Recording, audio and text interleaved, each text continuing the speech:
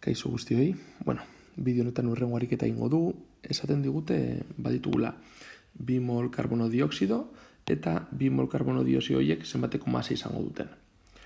Horrelako ariketetan beti agertzen dira aldagai hauek alde batetik masa molarra eta mol kopurua. Eta haien arteko jokoa edo jolasa egin behar duzue, gogoratu zaien arteko formula honako hau dela. Orduan, lortu behar ditugu ematen dizkiguten datuen bitartez lortu behar dugu informazio hau. Lehenik eta behin, ikusi, mol kopurua, 2 mol karbono dioksido ditugu. Ja, zuzenean esaten digute, hemen 2 mol hauek, ari dira esaten, zenbateko N, daukagun N, izango da 2 mol. Eta eskatzen diguten izango da, zer masa izango dute. Eta masa, fijatzen baldin mazarete, hemen agertzen zaigu. Beraz, galdetzen digutena, kasunetan, masa izango da lortu behar duguna. Begiratzen baldin badugu formula, alde batetik daukagu. Masa, mol kopurua eta masa molarra. Galdetzen digutena, masa izango da. Eta gu badaukaguna da mol kopurua.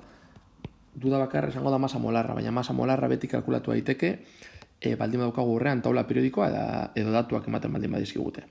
Beraz, bagoaz masa molarra kalkulatzera. Lortzeko masa molarra? Prozesua. Lehenik eta behin joaten gara taula periodikora eta bilatzen ditugu agertzen zaizkigun 2 elementuak, karbonoa eta oxigenoa. Hemen behan agertzen den zenbakia, beste batzuetan hemen goian agertzen dena, erreza da identifikatzea koma izaten duelako eta beste zenbakia baina handiagoa delako. Izango da karbonoa eta hau oxigenoa.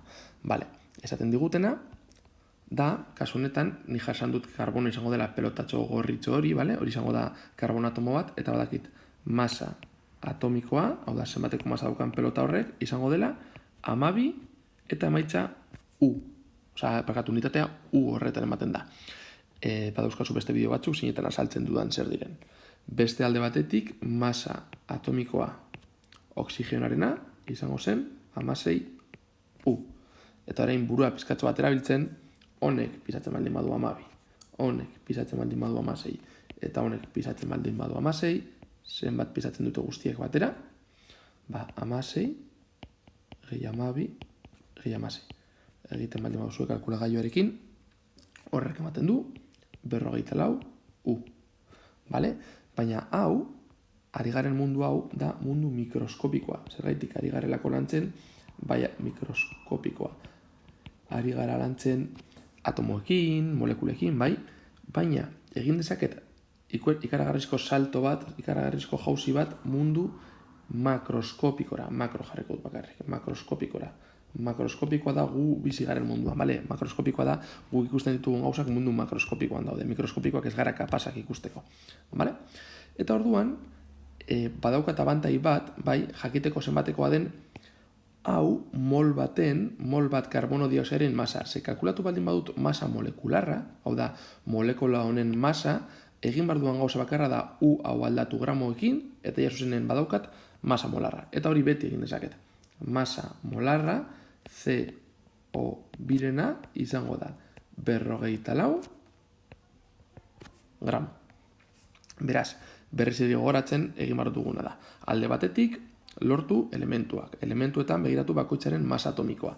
Masa atomikoarekin masa molekularra lortu. Eta masa molekularra daukadenean, U jarri beharrean gramo jartzen dut, eta ja badaukat masa molarra. Eta gogoratzen baldin bauzue masa molarra zen, falta zitzaigun datu bakarra lortzeko. Beraz, bueltatzen gara galderara. 2 mol ditugu. Hemen, beraz, 2 jarriko dugu. 2 mol ditugu. 2 mol. Eta, jakin nahi duguna da, masa. Zenbateko masa. Masa izango da. Mol bakoitzak pisatzen baldin badu, 44 gramo, hau da, oso erraza da. Ni baldin badakit, daukadala laranja bat pisatzen duela 100 gramo, zema pisatzen dute 2 laranja, 200 gramo, 2 biderraun ez da, bakas honetan berdin-berdina da. Baldin badakit, mol batek daukan masa dela 44 gramo, eta baldin badauzkat 2 mol, zenbateko masa izango dute 2 mol horiek batera, izango dute 2 bider 44, hau da 88 gramo. Eta maitza dirazteko, ondo dirazteko jarriko nuke M CO2, parentesi artean, berdin 88 gramo. eta izango zen ariketaren amaitza.